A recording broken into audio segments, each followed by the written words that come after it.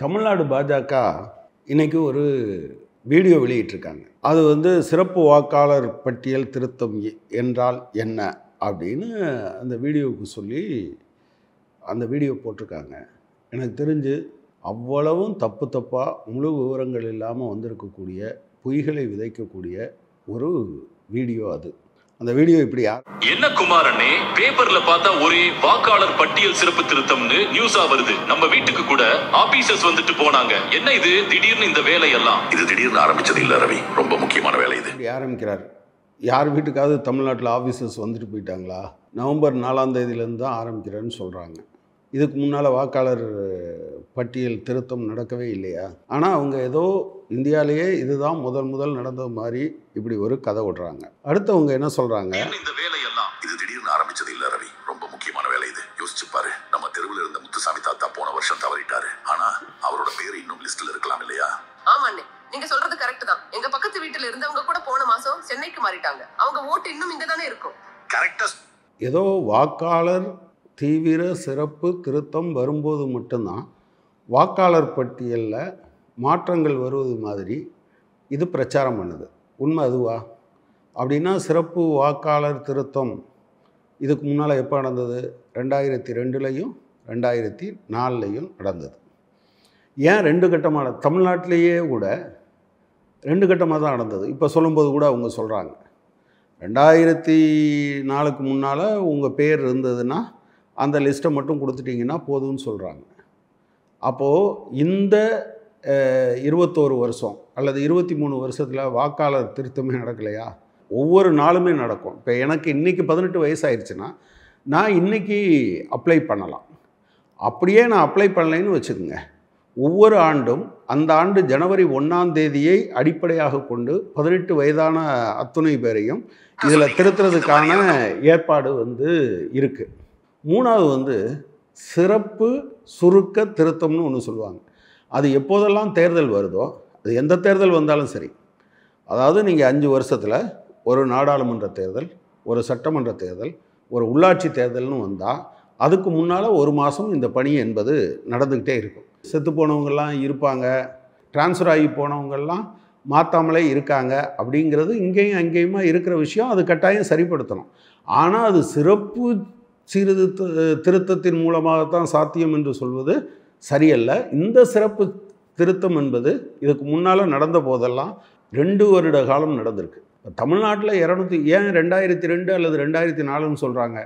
2002ல் கிட்டத்தட்ட ஒரு 190 தொகுதிக்கும், அதுக்கு பின்னால் ஒரு 44 தொகுதிக்கும் 2004லையும் நடந்திருக்கு அப்படிங்கிறது தான் உண்மை. எனவே ஒரே கட்டத்தில் அப்படியெல்லாம் பண்ண முடியாது, 1 மாதத்துலையும் பண்ண முடியாது. ஊரை விட்டு நிரந்தரமா போனவங்க பேரு, ஒரே ஆளுக்கு 2-3 இடத்துல இருக்கிற ஓட்டு, இதையெல்லாம் நீக்கி லிஸ்ட்டை க்ளீன் பண்ற வேலை தான் இந்த திருத்தம். சரி, இந்த திருத்தத்தில் இறந்து போனவங்க, ஊரை விட்டு நிரந்தரமாக போனவங்க பேரெல்லாம் திருத்தி இருக்காங்களா? இந்த சிறப்பு தீவிர திருத்த முறையிலன்னு நீங்கள் பார்த்தீங்க அப்படின்னு சொன்னால், செத்து போயிட்டாங்க அப்படின்னு சொன்ன ஒரு 6-7 பேரை திரு யோகேந்திர யாதவ் உச்சநீதிமன்றத்தில் கொண்டு போய் நிறுத்தினார். இங்கே பாருங்கள், இவங்கெல்லாம் செத்து போயிட்டதா சொல்கிறாங்க, ஆனால் உயிரோடு இருக்காங்க அப்படின்னு. அப்போ இதில் தப்பு பண்ணது யார்? தேர்தல் கமிஷன் தானே. சரி, அடுத்ததை வரலாம். சிம்பிளா சொல்லணும்னா போலி ஓட்டை நீக்குறாங்க. போலி ஓட்டா? அதனால் இது போலி ஓட்டு இல்லை, இது தவறாக இடம்பெற்றிருப்பது. போலி ஓட்டுனா என்ன தெரியுமா? பாஜக பண்ணது. பாஜக என்ன பண்ணாங்கன்னு பார்த்தீங்கன்னா, தேர்தல் கமிஷன் மூலமாக ஒரு வீட்டுக்கு 0ன்னு நம்பர் கொடுத்து அதில் 64 பேரை வச்சுருக்காது.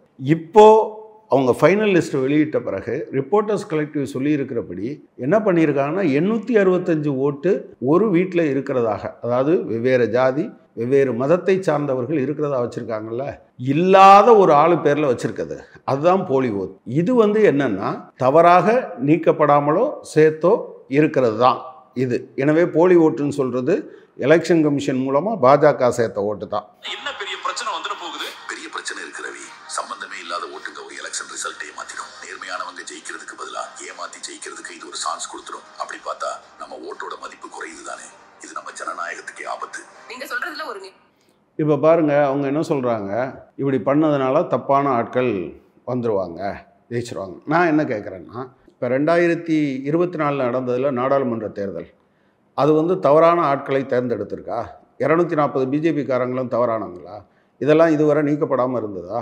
வாரணாசி தொகுதியில் 6 சுற்றோ 7 சுற்றோ நரேந்திர மோடி அவர்கள் பின்தங்கி இருந்ததா வந்ததில்லை. அப்போ தவறான வாக்குகளின் அடிப்படையில் அவர் பின்தங்கி இருந்தாரா, இல்லை தவறான வாக்குகளின் அடிப்படையில் அவர் வெற்றி பெற்றாரா? அப்போ ஒட்டுமொத்த நாடாளுமன்றத்தையும் கலைக்கணும்னு சொல்லுவாங்களா?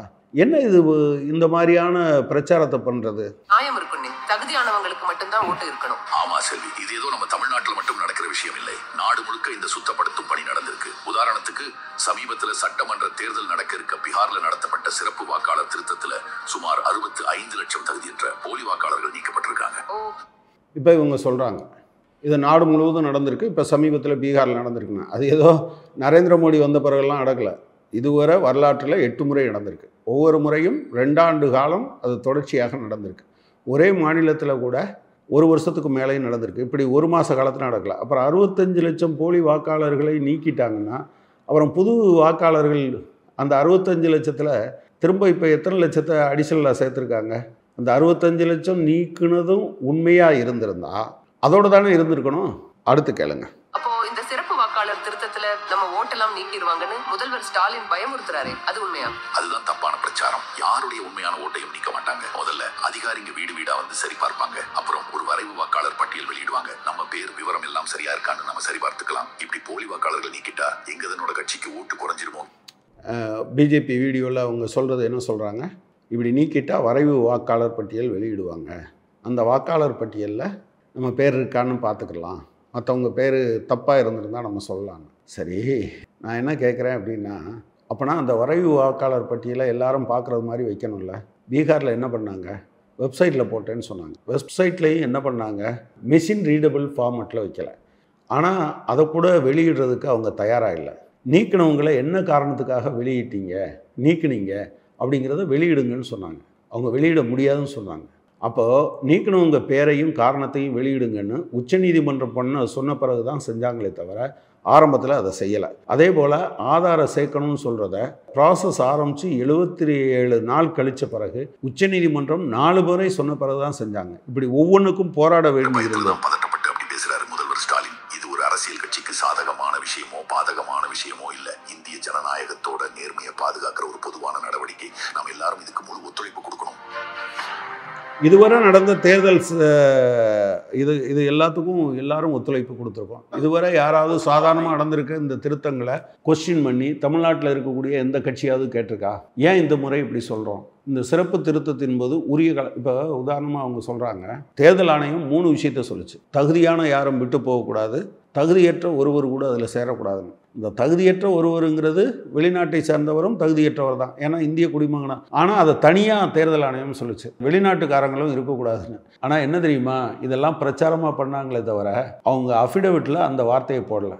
ஆரம்பத்தில் அப்படி கசிய விட்டாங்க. 35,000 பேர் வரை பீகாரில் இருக்காங்க. 35,000 பேர் இல்லை, 3,500 பேர் இல்லை, 350 பேர் இல்லை, 35 பேர் இல்லை, 3 பேரை கூட இதுவரை தேர்தல் ஆணையம் இவர் வெளிநாட்டவர், இவருடைய பேர் வாக்காளர் பட்டியலில் இருந்ததுன்னு காமிக்கலை. எனவே நாங்கள் முற்றிலும் தோற்று போவோம், தமிழ்நாட்டில் கால் ஊன்ற முடியாது என்பதை புரிந்து கொண்ட பாஜக இந்த சிறப்பு தீவிர வாக்காளர் சேர்ப்பின் மூலம் போலி வாக்காளர்களை சேர்த்து 0 நம்பர் போட்டு அதில் 65 பேரை சேர்த்து, இப்போ நீங்கள் உங்களுக்கு தெரியும் அவங்க 14.32 லட்சம் பேர் 3.5 லட்சம் பேர் என்னன்னா அவங்க 2 எபிக் கார்டு வச்சுருக்காங்க. அவங்க ஓட்டர் இது வெவ்வேறு இடத்துல இருக்குது. வயசு மட்டும்தான் 0லேருந்து 5 வேறுபடுது. அதில் 1,32,000 வாக்காளர்களுக்கு பேர், உறவினர் பேர், வயசு எல்லாம் ஒன்றா இருக்குது. ஆனால் 2 இடத்துல ஓட்டு இருக்குது. இது நான் சொல்கிறது எதில் ஃபைனல் லிஸ்ட்டில் இருக்கிறத சொல்கிறேன். இது எப்படி அதை க்ளீன் பண்ணதாக இருக்கும்? உண்மையில் நல்லா நடக்கிற தேர்தலை மோசடியாக தாங்கள் வெற்றி பெறுவதற்கு வாய்ப்பு இருக்குன்னு பாஜக நினைக்குது. அதனால தான் அது இந்த வேலையை இந்த மாநிலங்களில் பண்ணணும்னு நினச்சிருக்கு. அவங்களுக்கு பீகார் மாதிரி இருக்காது தமிழ்நாடு, உத்தரப்பிரதேசம் மாதிரி இருக்காது தமிழ்நாடு. தமிழ்நாடு கட்டாயம் அநீதிகளுக்கு எதிராக போராடும். எனவே இந்த தவறுகளை தடுத்து நிறுத்தும், அதை சரியாக பண்ணுறதுக்கான போராட்டத்தை நம்ம நடத்துகிறோம். இன்னொன்று நான் கடைசியாக சொல்ல விரும்புகிறது, அவங்க ஆரம்பத்தில் ஆரம்பித்தது தான். ஏதோ ஆஃபீஸர்ஸ் எல்லாம் இப்போவே வீட்டுக்கு போகிறாங்கன்னா, யாருமே போகாத போது போகிறாங்கன்னா இவங்க எதுவும் சேர்க்குறாங்களோங்கிற சந்தேகம் கூட நமக்கு வருது. இப்படியெல்லாம் செய்வாங்களான்னு யோசிக்காதீங்க. பாஜக இந்த மாதிரி செய்வதன் மூலம் நிறையா வெற்றி பெற்றிருக்கு. நன்றி.